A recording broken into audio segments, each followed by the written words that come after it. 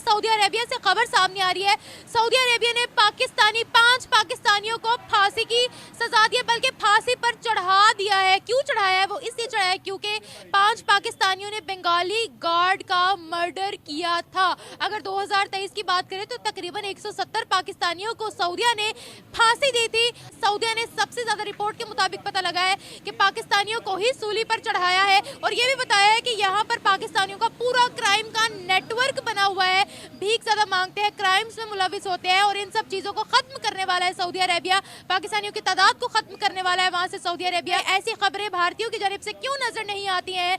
क्यों भारतीयों को हर जगह प्रेज किया जाता है, हर जगह उनके अच्छे कारनामे क्यों नजर आते हैं? कि 2023 में सऊदी अरब ने कोई 170 लोगों को एग्जीक्यूट किया, लेकिन क्वेश्चन हमारे लिए ये है कि या तो पाकिस्तानी सऊदी अरब जाते हैं तो पकड़े जाते हैं बैगिंग में, और पता ये चला है कि बैगर्स के नेटवर्क हैं प्रॉपर ह्यूमन ट्रैफिकिंग जो है ना, ये बिजनेस है, स्मगलिंग करना ऐसे लोगों की जो जाते वहाँ उम्रा करने हैं लेकिन होते वहाँ पे वो कर रहे होते हैं, पैसे मांग रहे होते हैं। सऊदिया फांसी में चढ़ा रहा है, जाहिर सी बात है भाई, बात उधर ही आ जाती ना, रिस्पेक्ट की बात आ जाती है। देखें, नरेंद्र मोदी अगर अपने 10 टेन्योर में भारत में ना आता ना, तो भारत का हाल भी तकरीबन 50-50 मिनी पाकिस्तान होना था इस वक्त। ठीक है, मैं सलूट करता हूँ कि भाई ये तरक्की याफ्ता ममालिक जो हैं वो उन्हें हाथ डालते वक्त ना लोग डरते हैं। एक एसपी डीएसपी का बेटा है, उसको कोई पकड़ने गया ना, उसने कहना मेरे बाबा एसपी डीएसपी है, वो भाई अगला बंदा कहेगा ठीक है भाई तू तो मगरों लत में किसी गरीब नूं फड़ना है। तो जाहिर सी बात है, पाकिस्तान के मौजूदा हालात जो देखें, बैगर मुल्क है, जो हमारे जो अपना हुक्मरान है भीख मांग मांग के हमारा इमेज ख़राब कर दिया है। तो 5 की जगह 500 बंदे भी फांसी लगा देंगे ना, तो हम क्या कर सकेंगे भाई उनका? आप सऊदिया की बात कर रहे हैं, पाकिस्तान में लाखों की तादाद में, हज़ारों की तादाद में खुदकुशियाँ लोग कर रहे हैं, भूख से खुदकुशियाँ कर रहे हैं, खाने के लिए रोटी नहीं है, सुई गैस जलाने के लिए उनके पास पैसे नहीं है, लाइट्स नहीं है भाई, लाइट्स नहीं है। अभी इधर अंधेरे में आप बैठी है ना, अगर ये आपकी बेबी लाइट ना जल रही हो तो आप मुझसे इंटरव्यू क्या लेंगी, क्या अपने ऑडियंस को दिखाएंगी? ओ भाई बड़े बुरे हालात हैं। हम खुदारा कहते हैं, खुदारा इस मुल्क में कोई जो है हज़रत अबू बकर सिद्दीक जैसा कोई हुक्मरान आए, इस मुल्क का आके को सोचे। पाकिस्तान जो है ना, ये एक पाकिस्तान में अल्हम्दुलिल्लाह चार जो है ना वो है आबो हवा है। ठीक है, ये एक सोने की चिड़िया है, लेकिन जो है अल्लाह माफ़ करे, कहना नहीं चाहिए कि हमारा पाकिस्तान, हमारे पाकिस्तानी जो है ना बड़े भोले बादशाह हैं, पाकिस्तानी भोले बादशाह हैं, इनको पता नहीं चल रहा। हमें एक कसाई जो है वो चारा खिलाने के लिए लेके बादशाह जो है ना बाहर जाके क्राइम्स करते हैं। और भाई स्कैम के चक्कर में तो हम बादशाह है ना, स्कैम के झूठ में फ्रॉड के तो हम बादशाह। वैसे बात कर रहे हैं लॉलीपॉप के हवाले से, हमारी आवाम जो है हुक्मरानों के चक्कर में आके लॉलीपॉप खाती है, इन्हें नहीं पता। हमें एक जो है कसाई वो हमें चारे के लिए लेके जा रहा है या हमें ज़िबा करने के लिए लेके जा रहा है, हम तो भेड़ बकरी हैं। तो ये पता है पाकिस्तानियों में ही क्राइम्स की तादाद क्यों बढ़ती जा रही है? इवन इस्लामिक ममालिक हमें बर्दाश्त नहीं कर रहे। इस्लामी ममालिक हमें बर्दाश्त नहीं कर रहे, पाकिस्तान में जो है वो शरह क्यों बढ़ती जा रही है, चोरियों की, स्कैम करने की।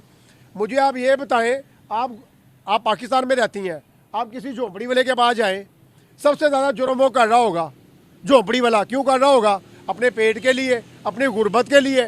तो जाहिर सी बात है भाई, हम लोग जब बाहर जाते हैं हमारे पास एजुकेशन ही नहीं है, हम क्या प्रैक्टिकल करके जाएं बाहर? हमारे पास कुछ हो तो बाहर जाके हम बाहर, हम सऊदीया जाएं, दुबई जाएं, किसी भी वाट एवर कंट्रीज़ में जाएं, हमारी रिस्पेक्ट हो, उनको पता हो कि भाई किसी तरक्की याफ्ता ममालिक से आया है।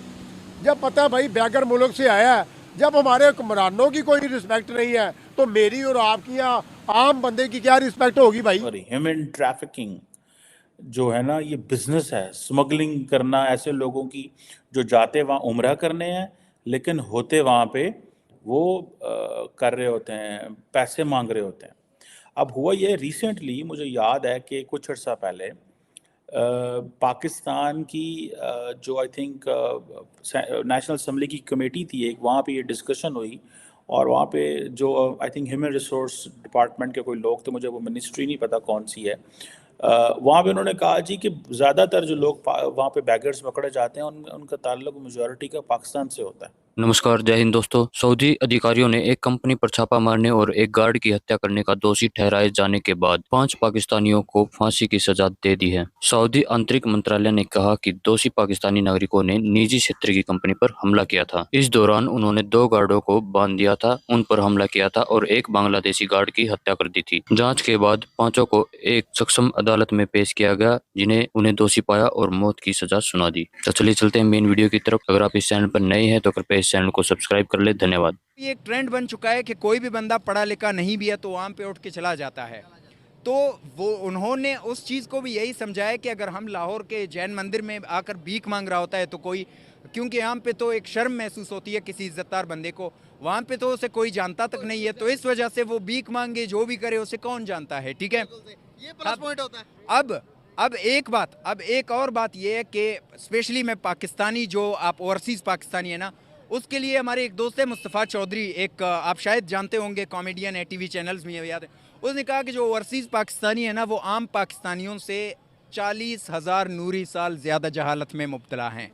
हमारे यहाँ पाकिस्तानियों में अच्छे लोग भी हैं, आपको बड़े बड़े कंपनियों के CEO मिलते हैं, जो है KFC का या मैकडोनल्ड का मेरे ख्याल से CEO पाकिस्तानी है। इसी तरह से शाहिद खान जैसे लोग मिलेंगे जिसकी नेटवर्थ जो है वो $15 बिलियन से ऊपर है, जो कि बहुत बड़ी अमाउंट है। जो है आपको उसका नाम मिलेगा दुनिया के बड़े बड़े बिलियनियर्स में।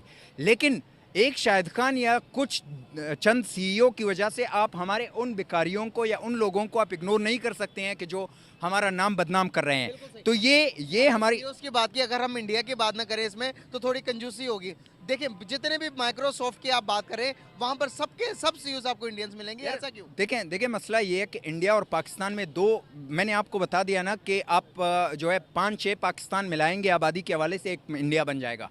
एक तो इंडिया जो है जहाँ पे डिवाइड हुई थी, पार्टीशन हुई थी, ठीक है, वहाँ से इंडिया हमसे बहुत आगे था। आप चाहे इंडस्ट्री के हवाले से देखें, चाहे जो है मईशत के हवाले से देखें, चाहे सियासी इस्तेहकाम के हवाले से देखें, तो वहाँ पे तालीमी इदारे भी अच्छे थे, तो वहाँ पे लोग ज़्यादा पढ़े लिखे रहे और वहाँ पे जमहूरियत उसी तरह से कायम रही। हमारे यहाँ बहुत सारे ऐसे अनफॉर्चुनेट से वाक़यात हुए जिनकी वजह से हमारी तालीम भी पीछे रह गई, हम खुद भी पीछे रह गए।